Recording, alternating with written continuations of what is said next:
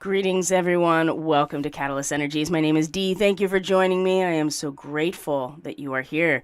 Welcome to the Starseed Ministry. It is May 30th, 2023. Welcome back, everyone. It is Tuesday. Usually we are here on Mondays, but yesterday here in the United States, I can't speak for other countries, actually, but yesterday was Memorial Day. It was quite a weekend. I'll share a little bit about that with you as we go through today's transmission. But welcome back, everyone. And of course, if you're new here, thank you for being here. And just, you know the drill. Don't forget to like, subscribe, share the content, comment on it. It actually does help spread the channel out to a wider audience, reaching more people. So I thought it would be lovely to have just a nice scene in front of us at the moment, something that is quiet and nurturing in a lot of ways, because wow, the energy is anything but at this moment. It's very difficult. It's very challenging. Things are coming in hot. There's a lot of strife. There's a lot of fire in the energy right now in the reading that I'm going to share with you.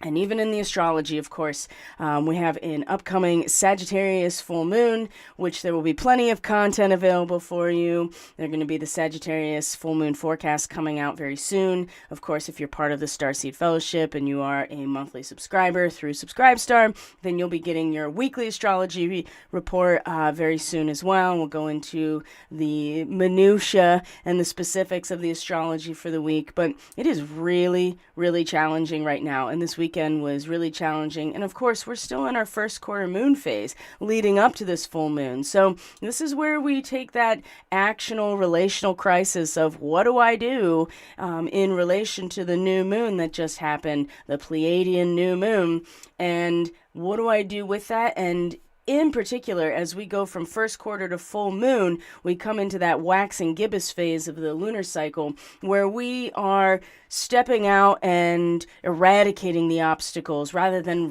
reacting to the obstacles that are presented to us. We take initiative. We take the impulsive organic energy of the new moon and actually with conscious and objective awareness prepare the way in any way that we need to in order to receive the full revelation or illumination of the full moon. So in terms of obstacles, it's now about starting to take the stress and tension energy of the first quarter square and actually utilizing that, using it to bust through the obstacles before they even become obstacles in our lives. And that's it's already challenging. There's already been obstacles. There's already been unexpected turns of events. There's already been ways that we have had to be flexible in order to maintain our integrity and follow our conscience. Saturn has just been absolutely unyielding, especially in its position currently opposite Alpha Draconis, something we talked a lot about on the Starseed Fellowship, their Catalyst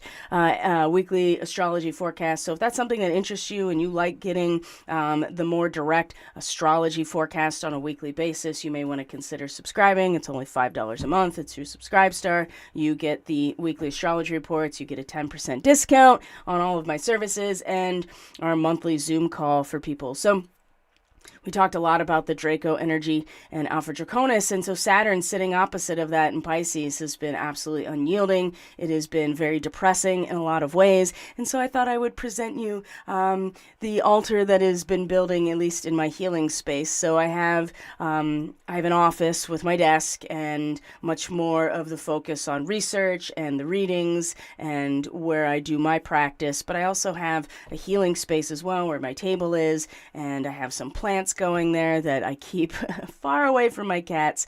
There is a blossom from a rhododendron that is on my property. It's probably going to be the last blossom that she has because it needs to be removed in order to create a retaining wall in the creek, which is very necessary.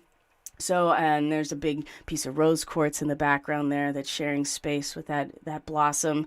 And my travel my travel kit, as it were, my arsenal of crystal friends. And so that moves around a lot with me. And I had it upstairs in my healing space. So, rose quartz is very soothing. It's very nurturing. It's very nourishing, across especially the heart chakra.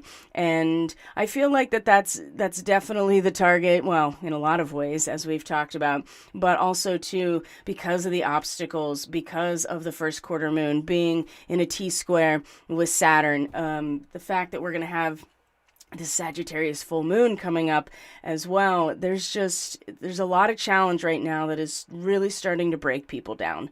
And this is part, the moon in Virgo in particular. I mean, that Virgo energy, and especially the sixth house, that's where it all really comes to, well, that's where you get your shit together. Basically, that sixth house in Virgo is where you get your shit together. At least that's how I read it.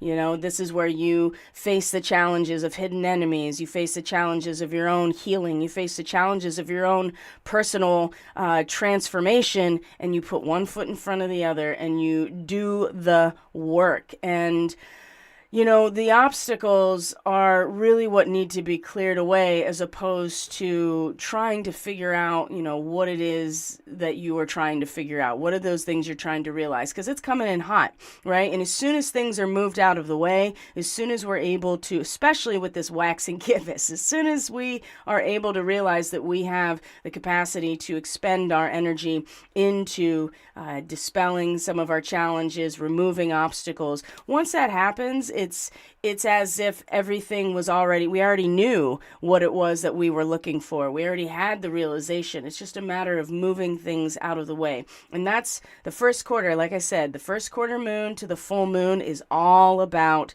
moving those obstacles out of the way, taking the initiative to bust through them before they become an issue for you in terms of your own personal growth. So I'm not going to go into too much of the space weather today. Things are pretty consistent. The only thing I noticed is that for the last 10 days or so, not counting the weekend leading up to Monday, the Schumann resonance has been very active and consistently amplifying at least once, if not twice a day. And one thing I noticed and it was consistent, like there was just these spikes in amplitude, like I said, once or twice a day. Excuse me, I need to take a drink of water real quick.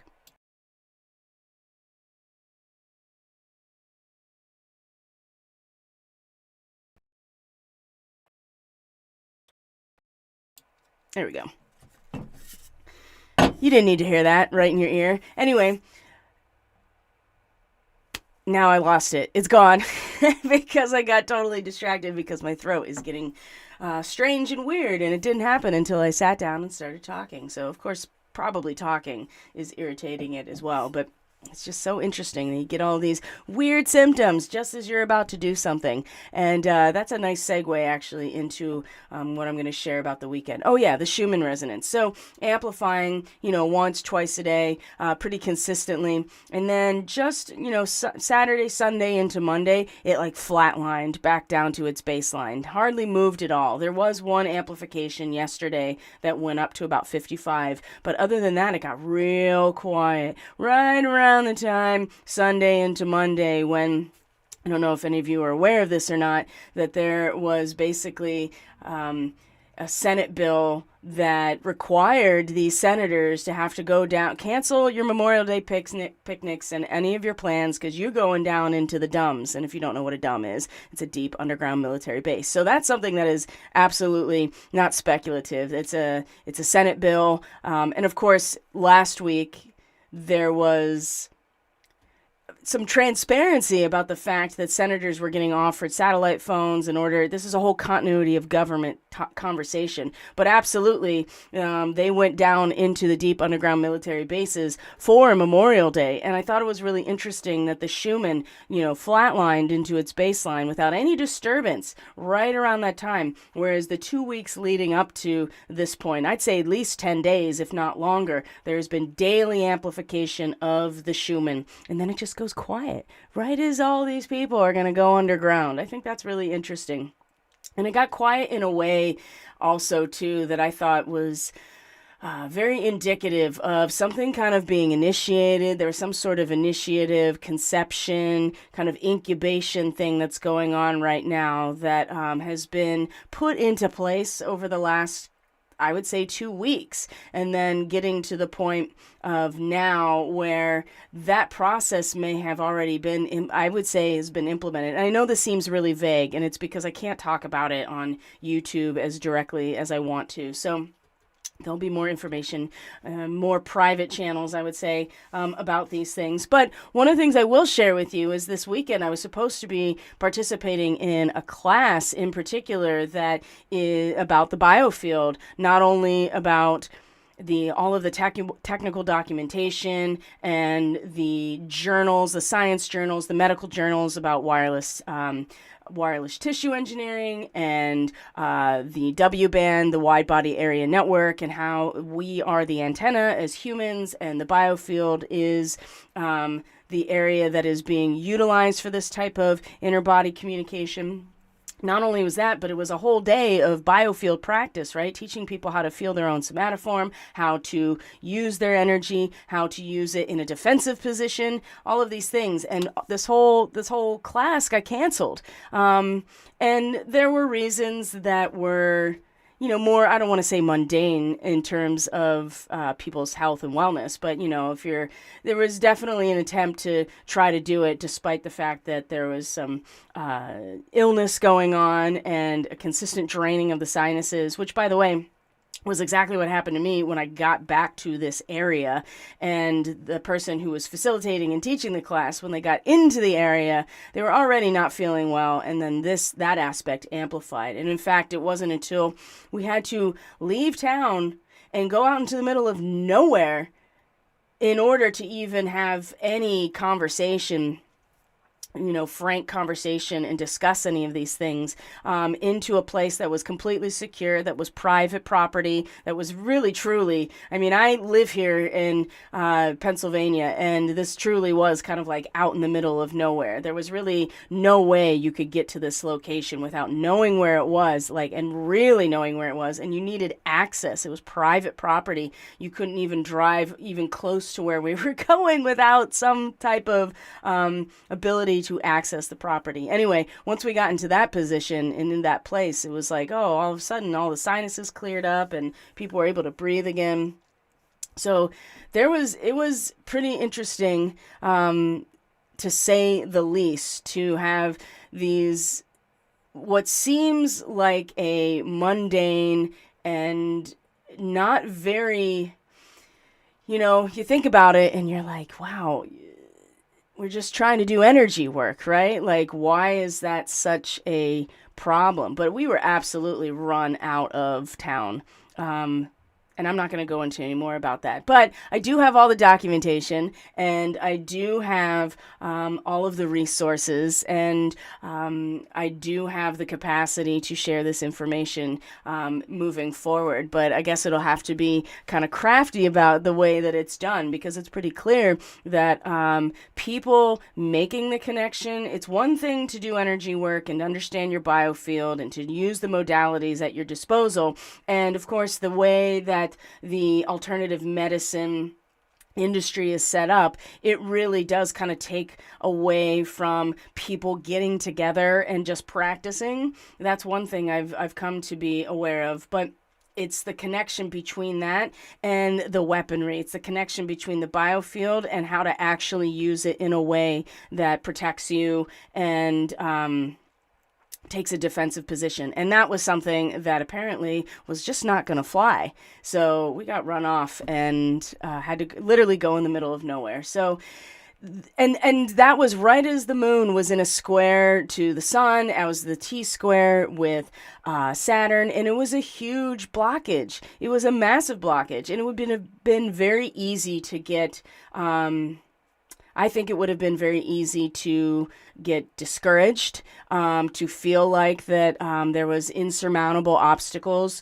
There is a lot of strife that's surrounding it. And when you see the reading, you're going to see that there are things that came back around. I can't make this up. It comes out, and there are cards that were part of last week's reading that came out in the same exact locations. So we're going to go over that as well. But there are obstacles, and there are aspects that are woven into the situation or that come in and try to disrupt things, because when you continue to put those obstacles up for people, this is like, again, this is where you start to get discouraged, you start to get frustrated, then you start making rash decisions, or you start to make decisions out of panic, or you make decisions out of that frustration. And we're going to talk about that because we just had not only that first quarter moon, but the next day on the 28th was Pentecost. It's Ascension Day, right? I mean, I feel like this is something we can all at least understand or get behind. And so the idea here is not to be discouraged by the obstacles, and realize that we do have to take initiative to move even if it's our own attitude that is the obstacle. We have to take initiative to move these things out of the way, so that we can come to a conclusion. We can come to some sort of revelation, whatever it is. And the full moon is a big part of that. So there are things that we individually and maybe collectively need to move out of the way, so that when we get to the full moon, which by the way is an incredibly powerful position. 14 degrees Sagittarius is the great attractor. And some of you are already familiar with this because it's in your chart. This is a pretty strong, not only starseed origin, but just the great attractor in and of itself is very powerful. We got a lot of Antares and Uriel energy going on this week. Of course, the sun right now is conjunct Aldebaran, which is opposite Antares. So there is a lot of really karmic and very powerful energy floating around right now. And it would really be a shame to let those types of distractions, those obstacles, that they're just part of the process. They're going to be put up in front of us, and that's just all there is to it. And if you go back to what the new moon was all about, you don't get full understanding until you have embraced the contrast of whatever position you take. And that is the intention that was set. That was the organic impulse that was put into effect as we started this lunar cycle post-eclipse. So always keep in mind that contrast is being presented as an opportunity to truly understand something. And without it, then you don't understand something fully. And when you don't understand something fully, there is no wisdom. There's no synthesis, and your purpose is not fully understood, right? Because that ninth house, which is the Sagittarius house, is about sincere purpose and meaning, and it's a tapestry that's woven together with all the threads of knowledge. But if you don't have the complete knowledge base because you haven't taken the contrast into consideration, whatever that is, and I would say at this point, it's very frustrating. It's very disorienting. It's very discouraging, right? It would be easy to be discouraged about what just happened the last weekend. People traveled to come to this class. There was a lot building up about taking this class, and so having it be shut down for safety, I mean truly for safety issues, was very discouraging. And you kind of want to just like crawl back into like some sort of unknown cave and be like, you know what, I'm just going to ride this out here. That's not an option, right? So we have to come to other conclusions, or we have to be able to move these obstacles out of the way so that we can come to, solutions that are going to work for all of us. So I'm just going to go right into the reading today, and we're going to just get right into it. So I'm checking in with the stream right now, too. Stephanie says, good morning. That's right. You said you were going to be able to be here on Tuesday. It's so good to see you here live on the chat, Stephanie. Star T says, welcome back to YouTube, Landy. Your weekly check-ins have been missed. Wondering what magic will happen this week with Jupiter on the North Node. Oh, good question. Very, very good question. I've been thinking about that myself, especially because the moon will be on the South Node directly opposite of it at the very same time. So there's some good things that come about with the moon opposite Jupiter, right? You're more relaxed. There's a sense of good cheer, right? Because Jupiter in opposition to the moon, that tension isn't always as tense as other things, but I feel like that what it's really going to do is it's going to be like a leech in some ways emotionally. It's going to draw out so much darkness, so much of of all of those scorpionic themes. It's going to draw out the truth. It's going to draw out the ways that we have created the situations that we're already in, right? Because Scorpio is about our collective power together and how it's generated, which is through relationship. And with the South Node here, I mean, this is a powerful karmic history, right? This is the place we're coming from. It provides the momentum moving forward. And it can be very difficult with the moon in Scorpio, especially sitting on the South Node like that, her own South Node, to kind of get caught up in the past and it's kind of like, it's kind of like being, like PTSD in some ways, right? Where you are emotionally back in that moment. And even if you know that you're not, you still feel it. Or like being in a dream state where you are feeling that experience, like as if it's actually happening. And I think that that's going to have a big impact on Jupiter in the North Node, because Jupiter is the big picture. Jupiter rules Sag. Jupiter is larger than life, and it's blessings, it's fortune, it's wealth, it's all of those good luck. But it is the synthesis and the understanding and the wisdom that Jupiter rules in Sagittarius. But in Taurus, it's very natural. The pot of gold at the end of the rainbow, right? What is it that you're really moving towards? Is it the pot of gold, or is the journey of linking the material with the spiritual? Because that's where the real magic is, right? But we still have to contend with emotionally with where we've been and how we have created the situations that we are currently in, how we do business, how the financial system works, all those types of 8th house scorpionic themes. But that also goes along with our relationships in every way. So I think it'll be good to answer your question or your query, or you're, just thinking, what is it going to be like? I think it's going to be okay, but I think it's also going to be very challenging. So we're going to keep going along with this. If you don't have if you don't have a sense of where you've been and where you're going, if you don't embrace the new moon, which was to have both perspectives for understanding, you have to understand what it feels like to be on one side of the rainbow and getting to the pot of gold at the other. And then the journey in between is where I think the real value is, right? But the moon in Scorpio, it's going to be very personal. It's going to be very deep. It's going to be very emotionally, going to be very sensitive to those deep and the darkness and the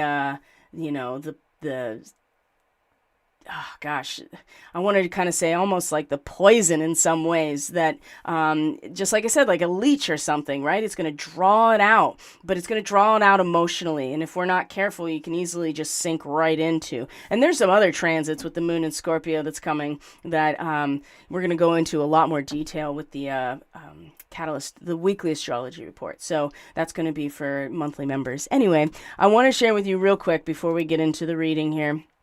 We're going to take off the background here. I just want to let people know, and you probably are already aware, but what I have offered right this moment in terms of Catalyst energies and what my reading offerings have to do with. So everything is still very much where it is, right? The June solstice seasonal forecast is now available to book. We're going to get into more of that information pretty soon here. We're almost in June, so we're going to start looking at the solstice here pretty soon. But if you want to get a jump on that, 60 and 90-minute readings. All my Starseed stuff is on sale as well. And of course, we have a full moon in Sagittarius. So if you are a Sagittarius person and you want access to either a 30-minute check-in, 60-minute full reading of the full moon for you, you can also book at my website. If you go to the description box, you'll find links to the solstice forecast and the starseed stuff right directly to where you can book it. It'll be linked in the description box.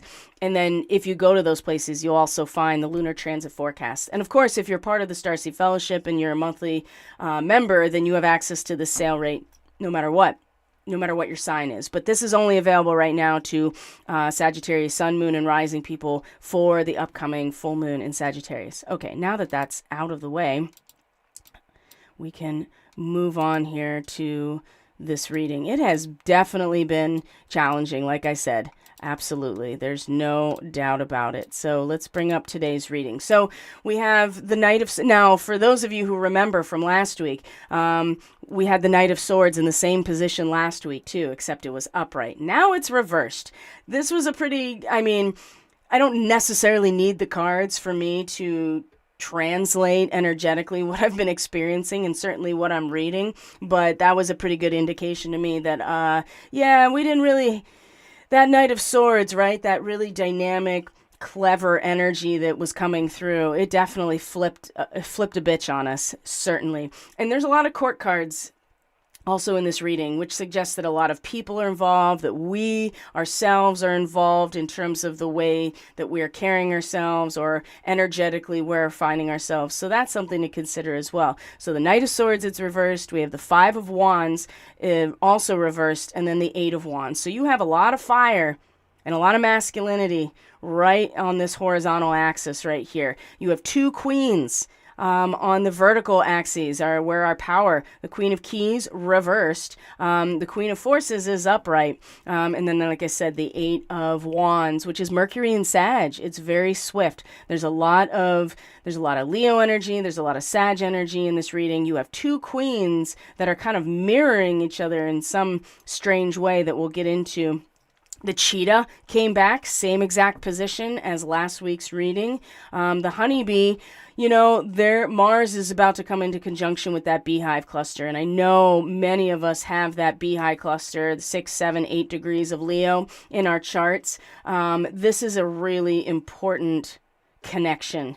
I see it in a lot of very powerful people that I work with, at least, have this beehive cluster somewhere in their chart. And this honeybee coming up, now, in terms of the way that it's laid out in this particular deck, it's about compassion and forgiveness being your top priority. And I think that's important. And in fact, I will say, total transparency, this card came out and I tried to put it back because I was like, what does this have to do with any of this, right? Cthulhu and the Queen of Forces. And it came out again, right? And so I was like, okay. Message received. So there's something here that has to do with this power that we're going to talk about with the Queen of Forces, the balancing of, the sun and the moon, just like with the new moon, where you need both positions that are in contrast to each other in order to fully understand something. There's something here about not losing that Piscean connection to compassion, forgiveness, unconditional love, which is where Saturn is, right? Saturn in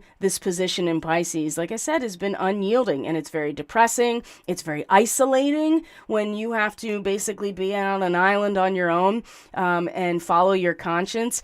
Saturn is that voice that is just right here being like, yeah, don't do that. Or, you know, that no matter how everything else around it, you can't waver from who you actually are.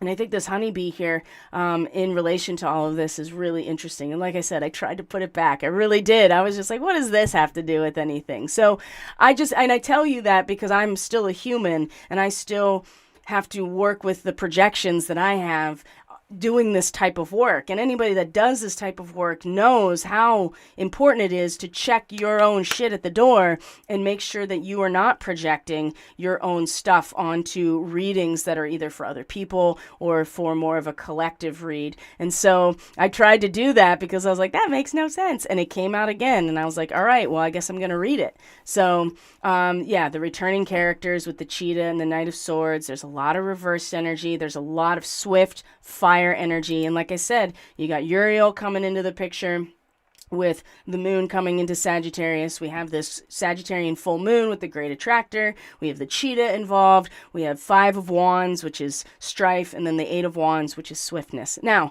the other thing I want to mention astrologically is the fact that Mercury is now out of its shadow. Right? It is definitely out of its shadow now. So we are moving into new cognitive communication, information territory, especially in Taurus, where it is very pragmatic. It's very much focusing our either intellectual resources as a whole or focusing on value, on material resource, on the things that are nuts and bolts. And really, there's not a lot of wiggle room because we're talking about fixed earth here. So, but now that Mercury is out of its shadow, which is kind of interesting that it happened, post this whole weekend, which had been anticipated for a while now, and to have it basically not happen in the way that was planned. And now we're in brand new mercurial territory. I think things are going to come in real hot and swift. And if we are still blocked or bound by our frustration, our disappointment, our disillusionment, whatever, the strife that is at the center of this reading with the Five of Wands, if we're still having issues with that, it's still going to come in hot, but we're going to miss it, right? We won't have the light bulb moment or the sudden realization or literally just being picked up and travel along these waves, basically. So, and the Eight of Wands is swiftness, right? So it's coming, and we want to move the obstacles out of the way so that we can maximize, the path of least resistance here as things are coming about. So let's get right into this here, and let's bring up our Knight of Swords, which we've already seen here. So I'm going back into the chat real quick. Adam B says, good morning, everyone. Adam, so good to see you. It was really good to see you yesterday, too. Thanks for coming over and getting the folder of doom. Star T says, I did have a past situation show back up over the weekend, but I was viewing it from a different vantage point, kind of surreal and triggering, but also freeing. I love that perspective. Yeah, there's a lot of surreal and triggering stuff that came up over the weekend. Thank you for sharing that, number one. And number two, I think I love your perspective here, saying that you looked at it from a different vantage point, something that was an old wound, basically, that just like I talked about, this PTSD. I think with the moon in Libra right now, it is a little bit easier emotionally to kind of move ourselves around, to adjust to the situation, to find that equanimity and that balance within ourselves. And this is really good. We want this right now because when the moon moves into Scorpio, it becomes so much more difficult emotionally not to sink even deeper, especially if we're dealing with depression or discouragement in some way. You may find yourself getting sucked into the feels about where we've been and how we've gotten there, as opposed to utilizing that as an opportunity to synthesize and come to new wisdom and conclusion, which is the ninth house in Sagittarius. That's where things are headed. So the Knight of Swords. Now, this was exactly the same position as it was last week, except it was upright. Now it's reversed. So remember, this is our causal factor in this cause and effect relationship in the horizontal axis here.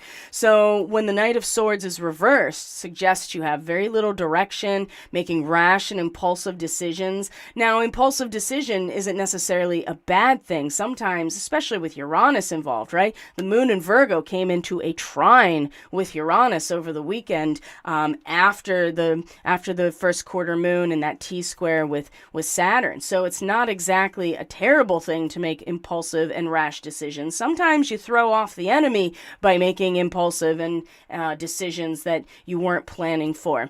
So that's something to consider as well. Not everything in its reversal is like a negative aspect, but for the most part, scattered thoughts, constantly changing your mind. You may be pulling others down with you when the Knight of Swords is reversed, because we are talking about either ourselves, how we identify ourselves, or other people when we have these court cards. It's frustrating for those, especially if you're the person that's making these decisions and having to move very impulsively or erratically or seemingly without direction.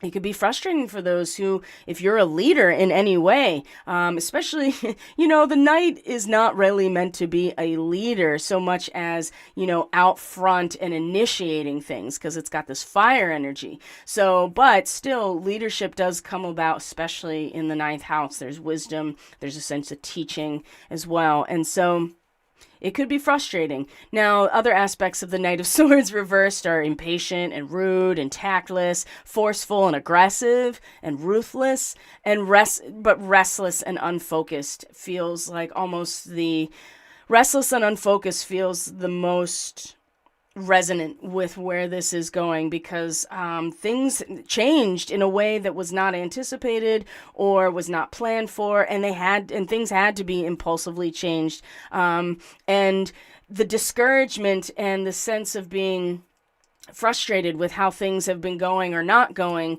will lead people to feel like they have no direction, especially if the focus has been on things that are really either outside of our control, or we're more focused on our personal desires and our own kind of ego or identity projection. And that's a big part of Mars and Leo. This is a real issue for us right now with Mars and Leo, because Mars is the night. Mars is that action and initiation. Mars projects our identity, which is the first house, into the world. And sometimes if we are attached to those aspects of identity and not being the seed of the Great Spirit, for instance, and being led by that, then we can be forceful and aggressive, and it can feel restless and unfocused and impatient. So all of these things are kind of this causal factor leading into the heart of the moment, which is the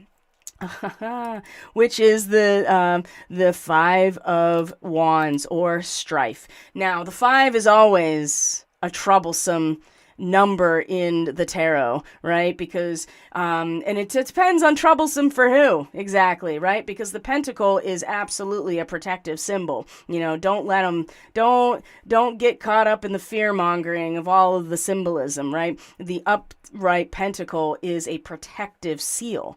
So who is the 5 really a problem for? Well, considering that the tarot is most likely like their messaging system, people, the controlling factions, the 5 is a problem for them, because when the 5 comes around, it means that there's been a binding of, and you can really see it in this energy, because the 5 of Wands is Saturn in Leo, right?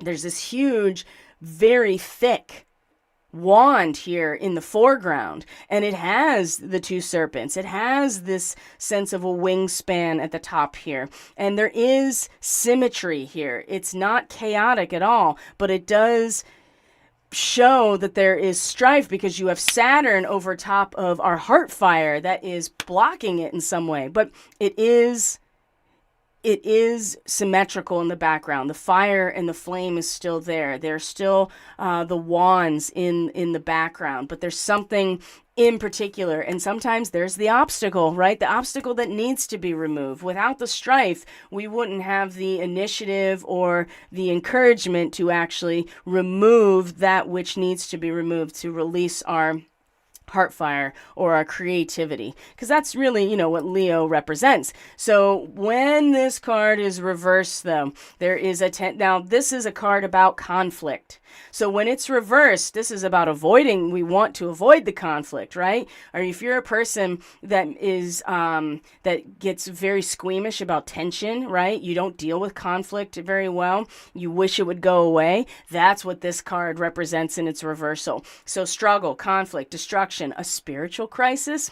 I wonder if that has anything to do with the first quarter moon being in a T-square with Saturn and the sun. I don't know. Restriction, limitation, frustration, annoyance. These are all words that go along with this 5 of Wands in its reversal, because the strife, we're having a hard time with it. We're having a hard time actually making use of this energy. So assess your own attitude in this situation. Try to dispel the negativity, because it's going to get way harder when the moon comes into Scorpio, because you're just going to sink right into it if you're not already ahead of this. And the last thing I want to share about this card in reversed is unfulfilled desire. Desperate, timid, and inhibition. So the strife is there for us to learn something or to be able to utilize our energy to clear away these obstacles, right? And so when it's reversed, we don't want to deal with it. And with the Knight of Swords coming in, being the causal factor coming into this situation, I mean, there has been some really uncomfortable, frustrating energy that has led to this moment where we're like, you know what, I don't even want to deal with this, right? Again, like I said earlier, it's like, you kind of want to just like hide somewhere and wait it out and hope that it goes away instead of dealing with the tension. There's a tendency to avoid the conflict, and we don't really have that option to avoid the conflict. And this is becoming more and more on the surface, right? People that are often just kind of in la la land about things, even if they intuitively know that something is off. Like, this is becoming more on the surface. So the strife, or the Five of Wands at the center of this reading in its reversal, is like, oh, I just want to avoid this. I just hope it goes away. Just hope it goes away. I hope it just resolves itself. It's not going to do that, right? Now, it doesn't mean we have to force anything, and that's what the Eight of Wands represents. It's the sudden realization that the answer was there all the time, but until you move these things out of the way, you address the conflict. And there is plenty of astrology this week that is going to assist in this process, but you have to be willing to face the conflict instead of avoid it. And there's a lot of avoidance and that frustration because things did not go the way that we wanted them to go. I can assure you, based on my own personal experience, you're like, oh shit, that's not what I wanted to happen. So when we talk about our energetic root, the Queen of Keys, look at her. She looks pretty satisfied and delighted in a lot of ways with her kingdom here. She feels very secure. She understands what she is responsible for. She has this book in her hand, I've noticed, that she's holding down to the side as if she had already been reading it, and then she kind of came, brought her vision up into more of this expansiveness. And the keys are the nuts and bolts, right? Now, if you remember last week's reading with the Master Artisan, the Eight of Keys, that was also in the same basic set of the suit, that's what I'm trying to say, right? Which is about materialism, which is about the nuts and bolts, which is about physical nature, about resources and value. So the Queen of Keys, when she is reversed, especially in terms of where this energetic root is, remember, we're talking about either us as people or actual people in our lives, maybe people that represent something to us. But when she's reversed like this, it usually means that we're having some sort of emotional distancing or a difference of opinion with a woman who is in charge. Now, as that Queen of Keys is that person. Now, if it is more to do with us, we may want to quit what we're doing. We may not be feeling fulfilled about what we have put into action, what we are attempting to manifest, so to speak, whatever that is for us. The position may not be fulfilling. We may want to quit what we are doing. We may be getting laid off from something, right? There is some sort of disruption in our or distancing from that which has to do with our physical, material-based nature. This also has to do with distancing in love relationships, and ultimately, we are meant to consider what are our aspirations. We're going to have to kind of return back here to what is it that we're doing and what we want and what is fulfilling to us and what is changing, right? Because that seems to be a big part of this as well. And so this is where the energetic root is. And so you see the cheetah has come back to remind us again, get clear on your intentions, be focused, be ready to act when the time comes. And energetically, we may need to just be realistic about what's changing here, what's distancing, why we don't feel fulfilled, why we feel out of alignment with our physical or resources, whatever it is. why we feel distance, what's going on here.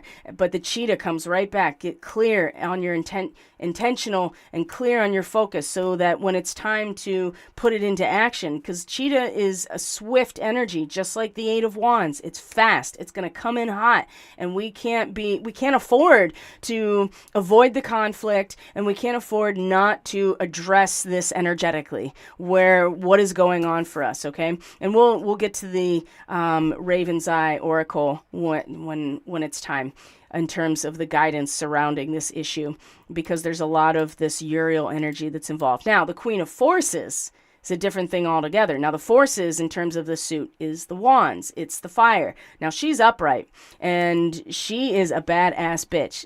And I say the word bitch with the utmost respect. It is just a word that I use to address people in all kinds of ways. But this woman, you don't want to mess with this woman, and that's because she's incredibly powerful. So perhaps this is you. Perhaps this is someone in your life.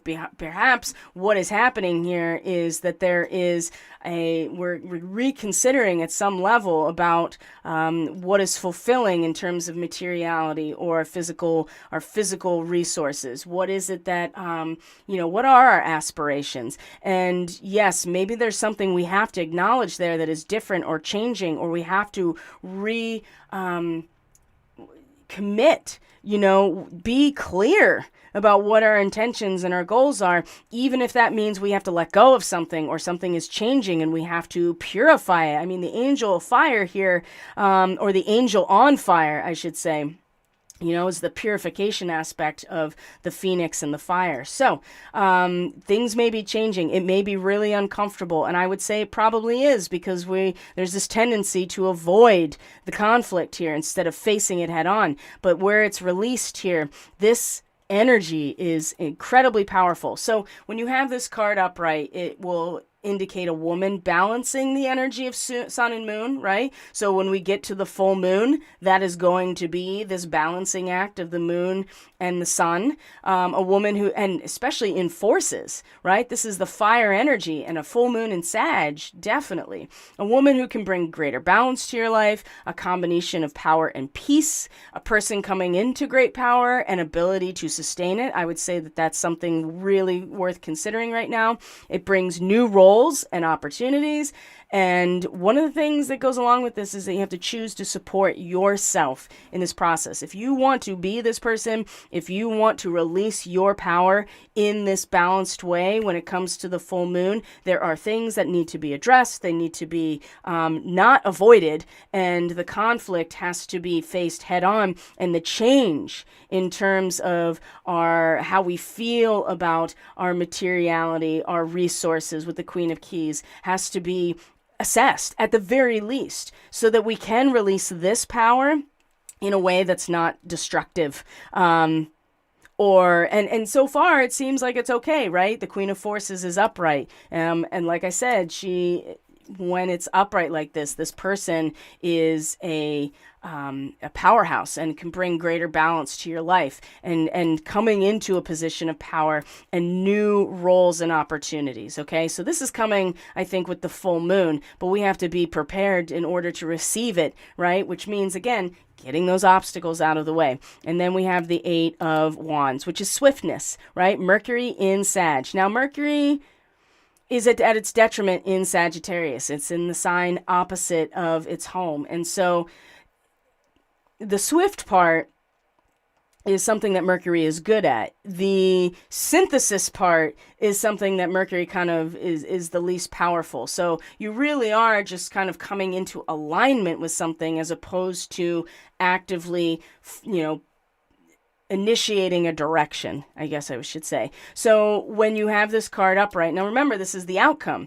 Decisive action at high speed, sudden realization, a solution to a problem is already there. Spirit needs freedom to fly. That's the other thing too. You get bogged down, you get weighed down with, disappointment and hurt and the conflict and the strife and the impulsiveness and the frustration. All of these things are like weighing down and taking all of our energy away. The spirit needs freedom in order to fly, in order to be able to get that transcendent perspective. So the energy is available to break down the obstacles and move restrictions. It's absolutely on its way. And again, I feel like this is coming with the full moon. So there's rapid and swift communication with this card. Be laser focused on intentions, okay? And that goes along with the cheetah. Get clear on your intentions, stay focused, and move quickly to achieve your goal. And that may mean you have to reassess energetically where you are rooted in terms of resources, in terms of your aspirations, in terms of maybe this is a person in your life that you have to reassess that relationship with that person.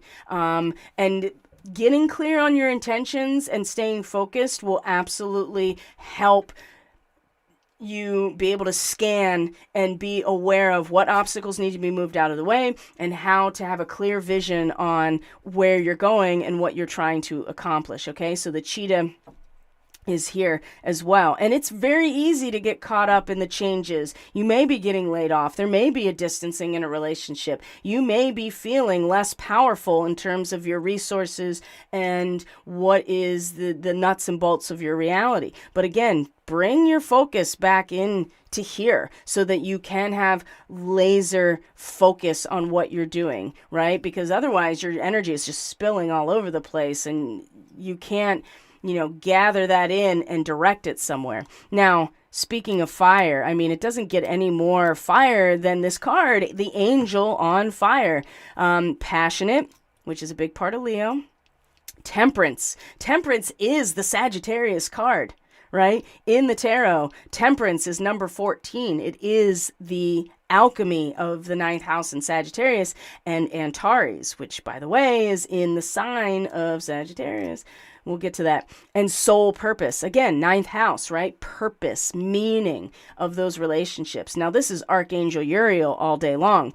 And for those of you who are familiar with Archangel Uriel, the star Antares, right? The heart of the scorpion. It is the fire that purifies. And Uriel only gave the information about the destructive elements to those who could hold that knowledge and not fall back into some sort of judgmental pattern, which there's the temperance coming in, right? So the thing about Sagittarius, and I say this as a stellium of Sagittarius, I have my sun in Sagittarius. One of the most difficult things about this sign is the self-righteous judgment that comes along with being able to access the big picture about just about anything. And so, it's very difficult to be aware of that big picture and still not lose your faith in humanity and goodness. And so Uriel only disclosed, the information about the destruction, right? To those who were deemed capable of doing so, of being able to not lose sight of what? Compassion and forgiveness? That's very interesting. So this Angel on Fire here, you have to, how do you maintain that passionate fire with that and with amount of temperance and a sense of soul purpose? Well, you have to be able to withstand the purifying aspect of fire, of Antares, of Archangel Uriel, without losing sight of humanity, your compassion and forgiveness. And so that can help, I would say, burn off all of the things that have to do with this Queen of Keys being reversed here. Just like, things change, right? And there are adjustments and things don't work out, or, you may be feeling like things are not working out in this realm. And there are things that need to be burned away so you can, release all of those tendrils and stay focused on what it is, where your power really does come from, right? Because whatever this is, this Queen of Keys, either you or another person or your job or whatever, it's not working, right? That is not where your power comes from. And I think we need to become aware of that. And all of the strife and struggle right now is to bring our awareness to that reality that there's something that needs to be burned away or moved out of the way so that we can come into this alignment of the Queen of Forces. So when it comes to that Queen of Forces, this I just thought was so interesting. So the Cthulian, dormant, hidden, and watching. So if you're familiar, of course, with Cthulhu and, H.P. Lovecraft, that whole thing, there's something embedded very deeply within the formless, undifferentiated collective consciousness that is hidden and dormant and watching, that is going to emerge. Maybe it's like the Kraken, right? Maybe it is like Cthulhu or Leviathan, something that is dormant and hidden, and truly this part of ourselves even that is dormant and hidden that we had no idea we even had access to. That's the other thing that seemed to come out. And then the honeybee. The other thing about this has a lot more to do with that beehive cluster and some connections that this beehive cluster has in astrological charts in terms of mathematics, algorithms, 4D computers. There's a lot here when it comes to this beehive cluster. And so when you connect to Saturn in this moment here that has you connected to your conscience and the truth of who you are, which is the child of God, you are one with the Great Spirit, then compassion and forgiveness will always be your top priority. And that dormant part of you that is truly powerful is able to come forward. But there is a catch here, that if you are not connected to your compassion and your forgiveness in this situation, that dormant and hidden energy of Cthulhu, the Leviathan, right? Something coming out of the deep, the Kraken. The Queen of Forces, like I said, this is a badass sorceress, right? It's not about the energy itself and the access to these capacities. It's what you're doing with it. And if you do not allow compassion and forgiveness to be your top priority, there could be some serious, let's just say that those energies will come out and through you in a way that you don't really have any conscious control over. And this kind of goes into the Starseed aspect, and the way that people who are identified as starseeds based on their astrology chart are targeted, how they are tracked, how they are traced, how they are siphoned for their psionic abilities. And I think that this is part of it as well. And if you are not being realistic with yourself about where's the strife, where is the tension that you have to address, where are things gone sideways that you didn't plan on, but you still have to face in the moment and be present with, because that's going to be so important moving forward, because otherwise you're just going to kind of be used to move other people's obstacles out of the way. The swiftness, it's going to come, right? It's going to come really quickly. And I think, like I said, the full moon is going to be a big part of this. And the sun, of course, will be opposite of the moon, and this degree of the sun is about telepathic communication. So if you are not in complete, essentially control and knowing yourself to that extent, I mean, you'll just become a vessel, right, of something dormant and hidden that is more about being a drone bee in the Borg, right, as opposed to keeping connected to your humanity through compassion and forgiveness, which also has a lot to do with surrendering to your creator, whatever that means to you, and tapping into the experience of that. So there's more to say about this, and it will come through in the other things that are going to be provided for you, either in terms of the full moon forecast for the Sagittarius people, and of course for our Catalyst Weekly Astrology Report for the monthly members. Now, if you're interested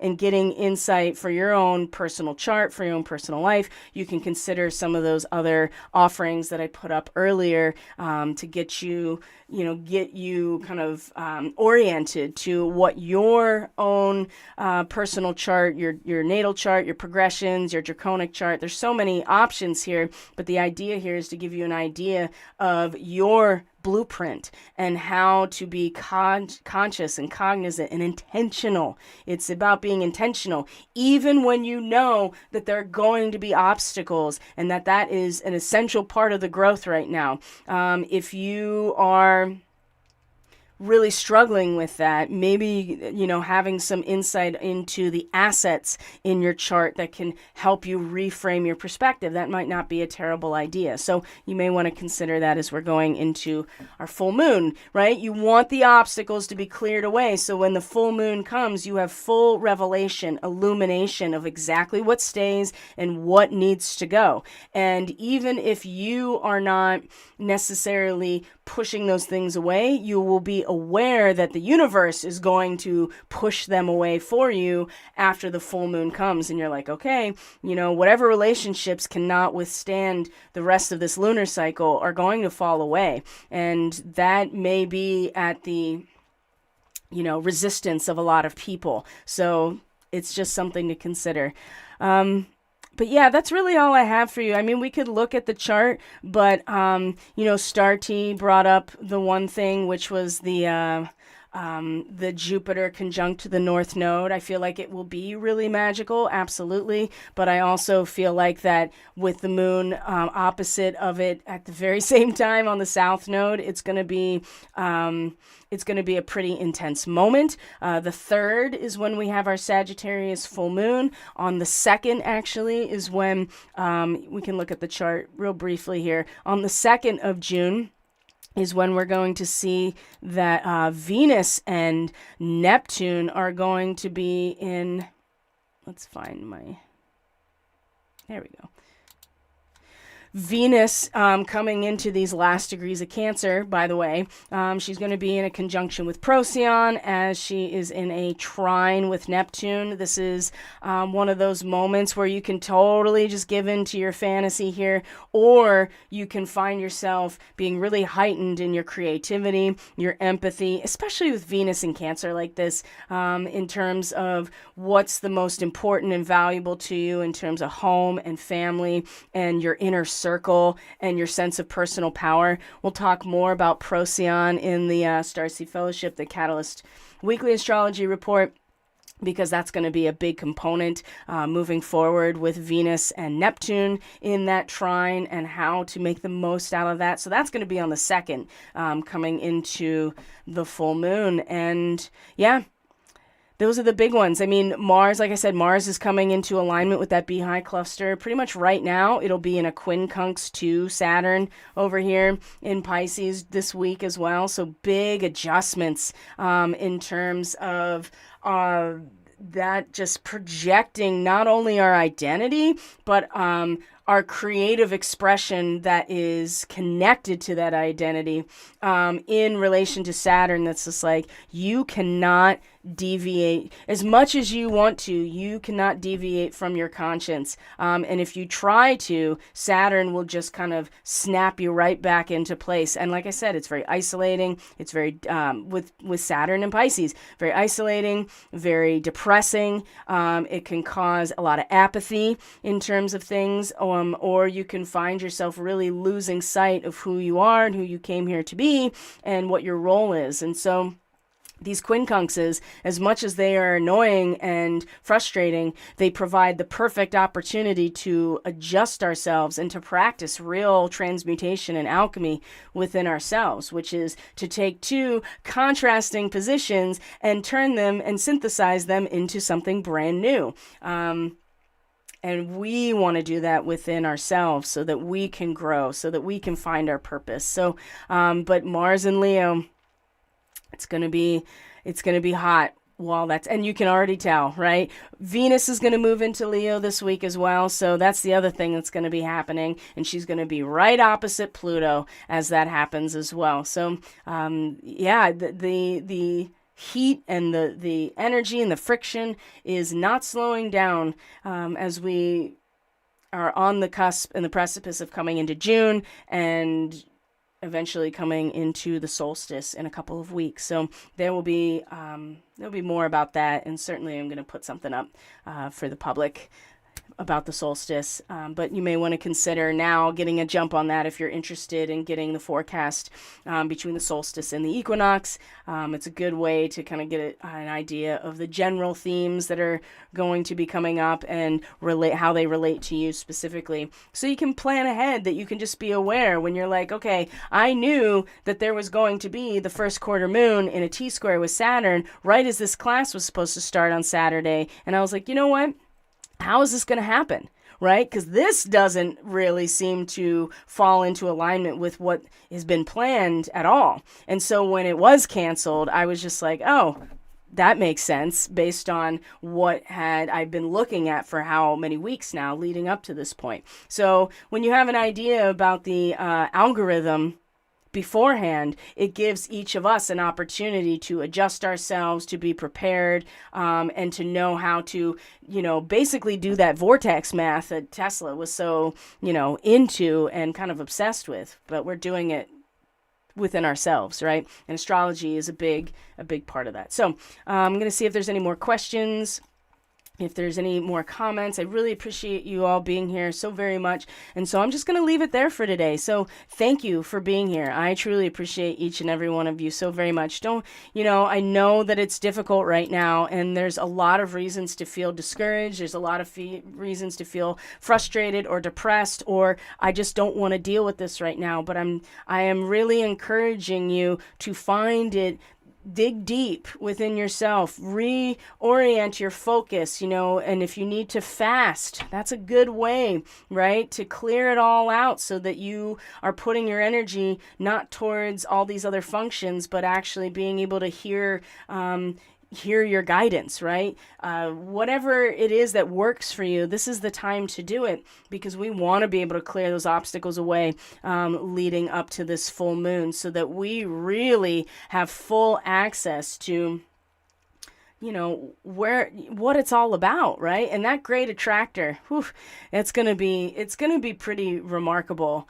I don't know exactly how it's going to unfold, but it's going to be very powerful. So the best thing to do, I think, at this point is to not shy away from the conflict, to lean into how uncomfortable it really is, and know that this is how we clear obstacles away, is not by turning around and being like, I don't want to deal with that. It's just like, you have to face it head on, whatever it is. And I know that's difficult right now. So, Reiki and energy work is always an option as well. And so you can book a distance session with me as well. And that can really help smooth out the ripples, so to speak, and get your energy flowing in your biofield in a way that's not stuck or moving too rapidly. And there are other modalities, right? Acupuncture, of course. Fasting does allow for this kind of detoxifying effect, so that you can also smooth out the ripples in your biofield if you have stuff going on. So lots of options. I appreciate all of you so very much. Please take care of yourself. Keep an eye out for the full moon forecasts for the Sagittarius people coming very soon. And I'll see you guys next week for June's first Starseed ministry. Take care, everyone. Take care of each other the best you can. And may you be blessed by your creator, whoever that is for you. Take care. Bye.